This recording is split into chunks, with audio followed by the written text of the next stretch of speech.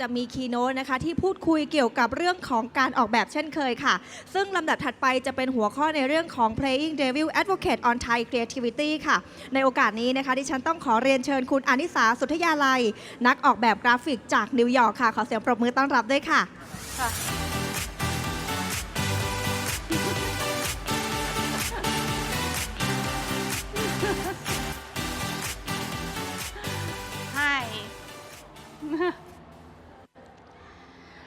Hi. Good afternoon. Today we are going to talk about the playing devil advocate on Thai creativity. So is an intersection between the Thai and the U.S. the creativities and harken back to the culture why it happens the way it is. So the presentation is not about making direct competitions, but it is not implying the superiority, but rather is honoring the strength and recognition of the challenge as opportunity. So the first one is I just going to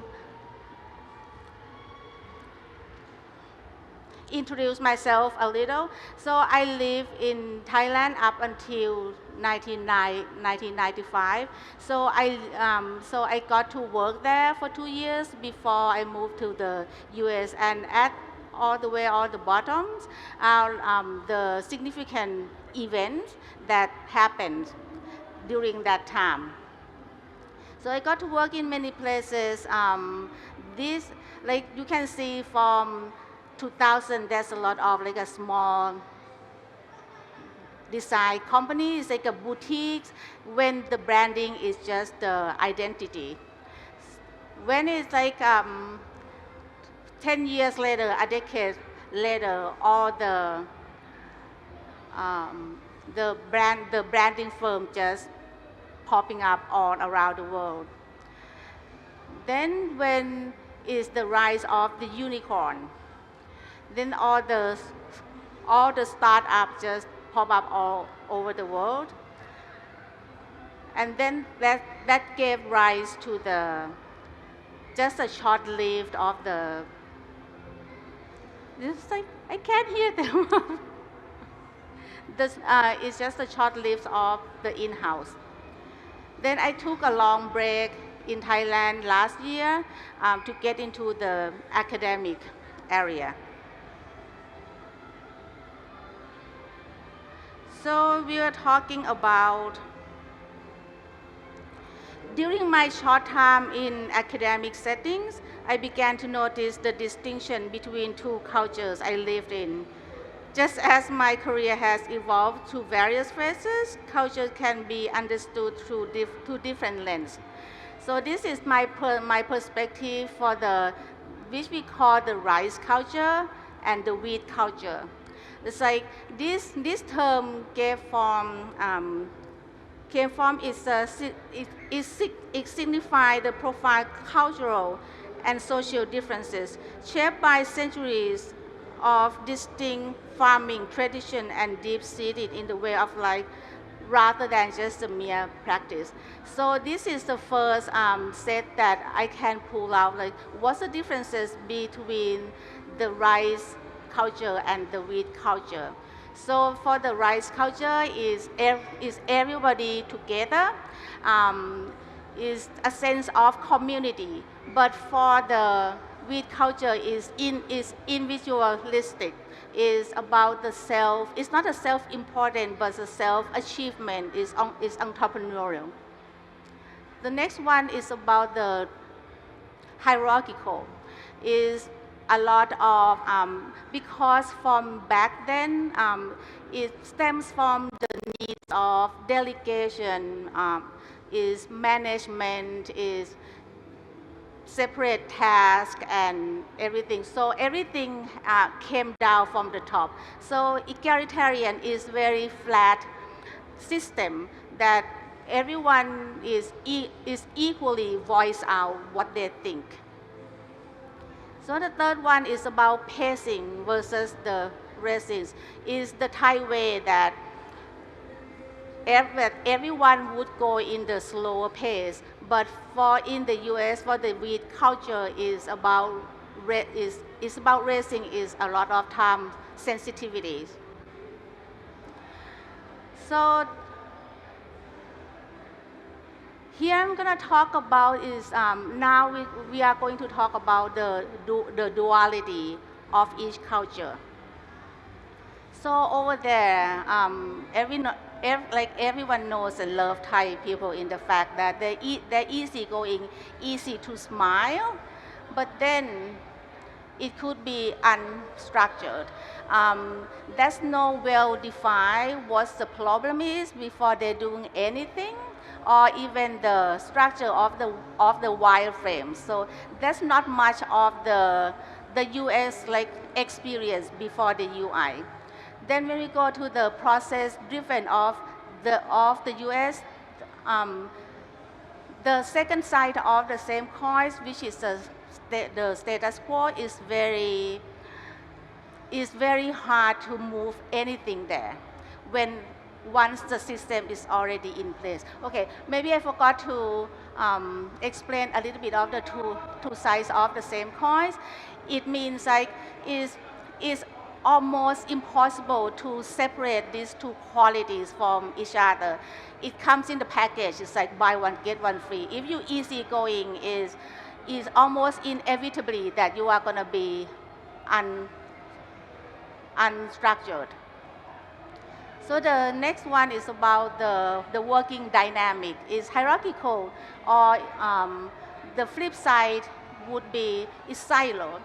When it's very separate in the task, it has a lot less of cross-functional collaboration.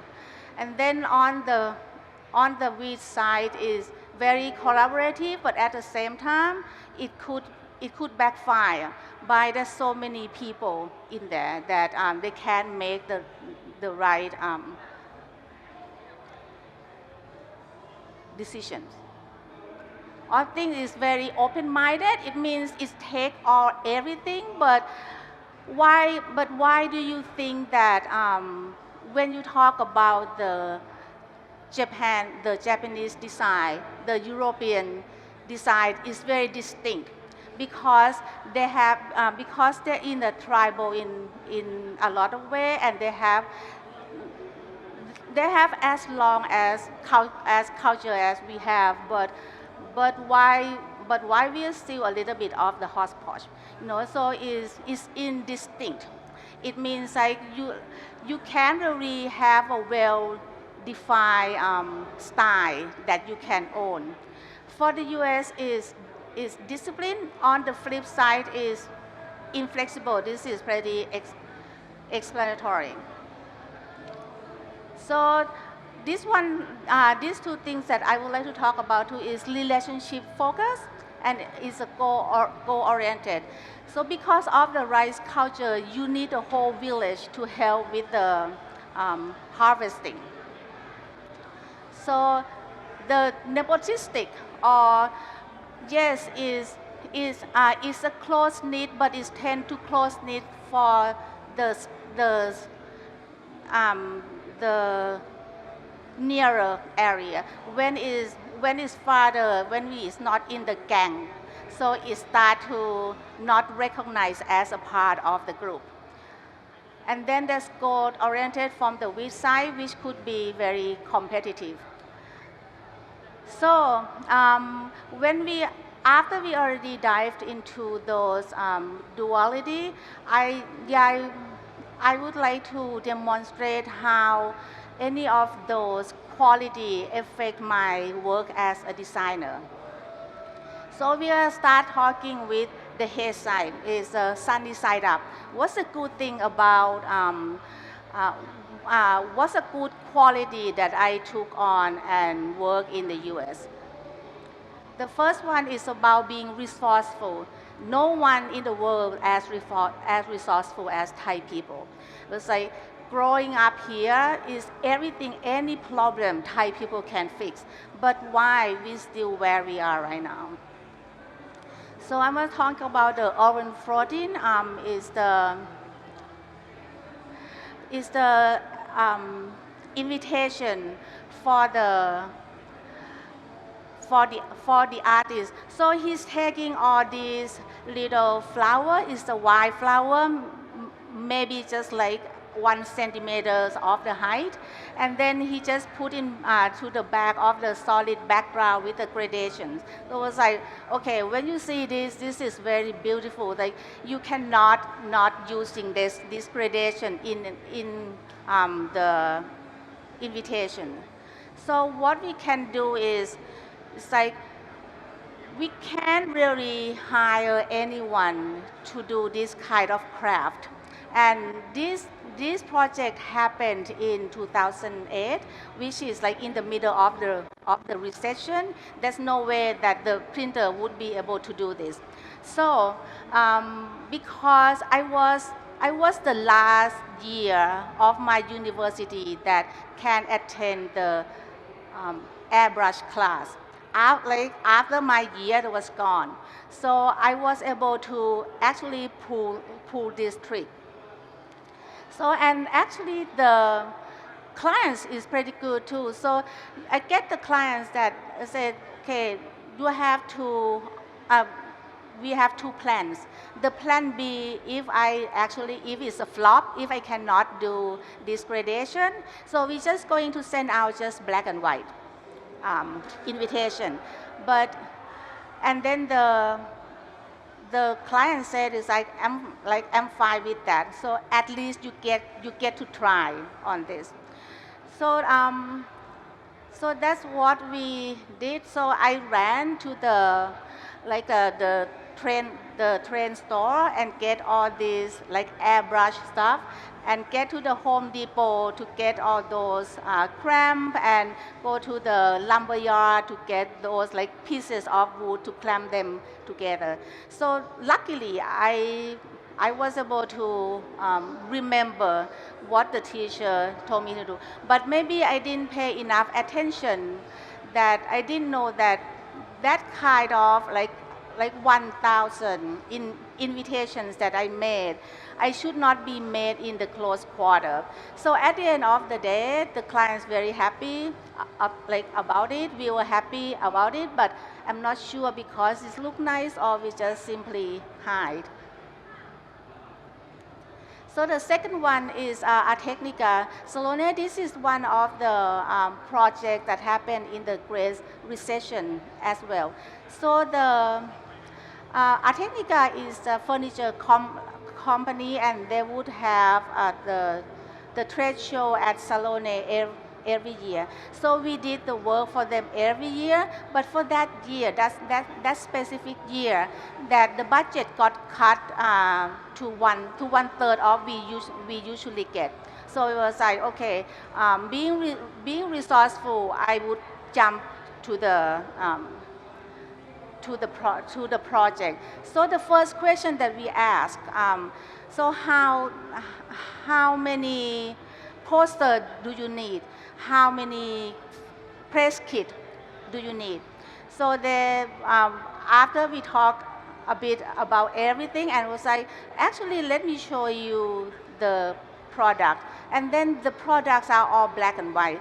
That's why we were able to do this kind of posters. So because it's just 2-color printing, so we still can keep the consistency of the visual impact, but with the with less budget. And then they still want the folder, and I was like, there's no way with like $4,000 that you would get everything. So, and we got one piece from the printer, and we start folding, and then we made a folder out of it. So when it's done, and at that night before the client would fly to Salone, my apartment, like 400 square feet department has become like a sweatshop because we had to fold all this by hand. So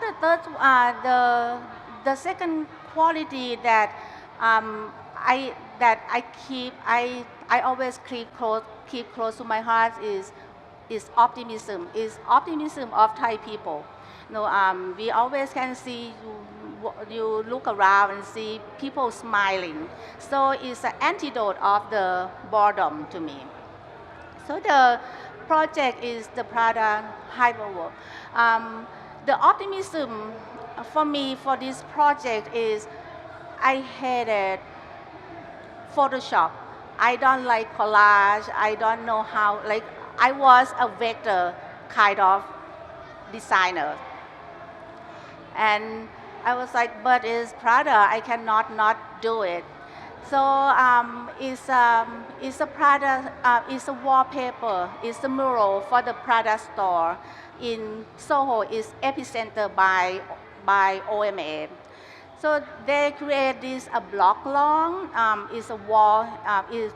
Is a wall that would dictate the whole look and feel of the store. So I just start collaging away, and to create is parallel universe for the army of mannequins to live in. And this is like, maybe this is half of the height of the real wall. So it's like, and I'm still pretty bad with the Photoshop, but this kind of work that would keep me smile for years to come. So you can see the scale of it. Sometimes it's just immersed in the whole store. Sometimes you just see, I don't know why it's not seeing here. For the seatings and the way they show, so the color scheme would be very similar. So the second project for optimism is assorted videos. I never did video before. And I was like, okay, maybe this is time to learn how to do it.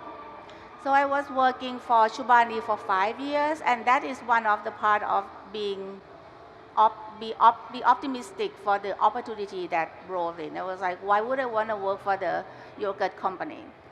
So I did all the videos in the past 5 years.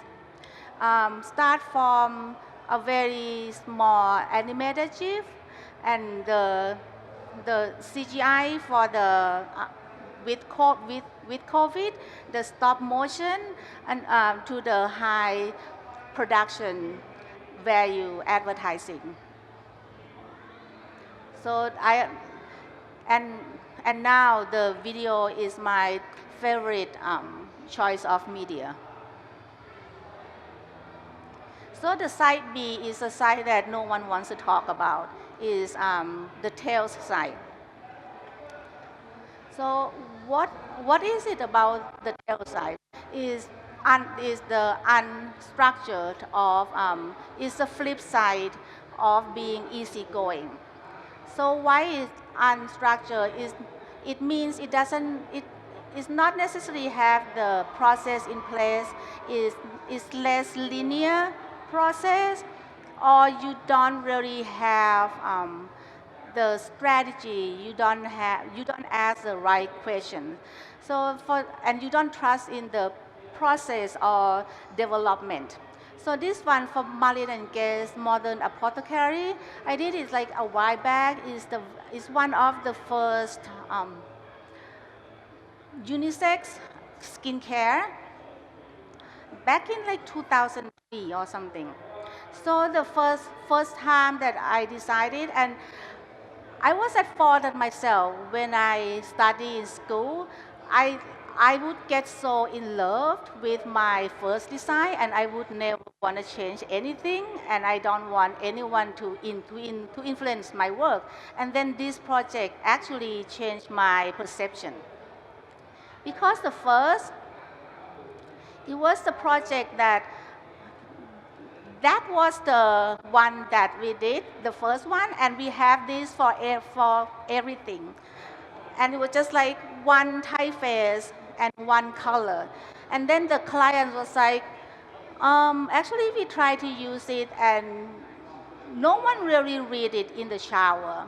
So, and then we start to come up with all the color pairing.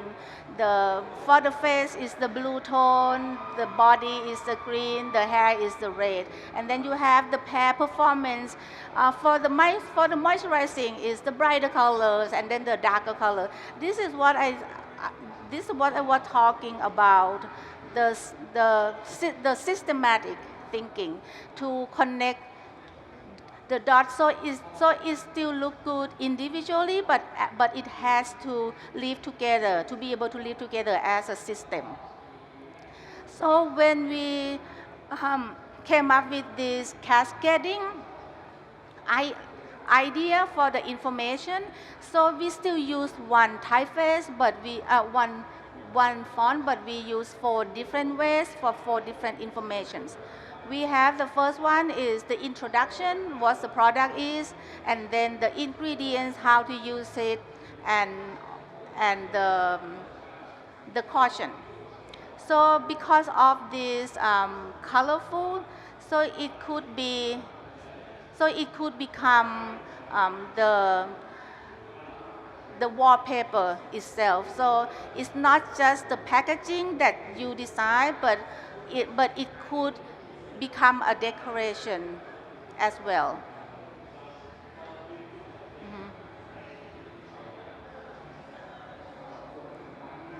Okay. Wait. So the tails inside is under analyzing.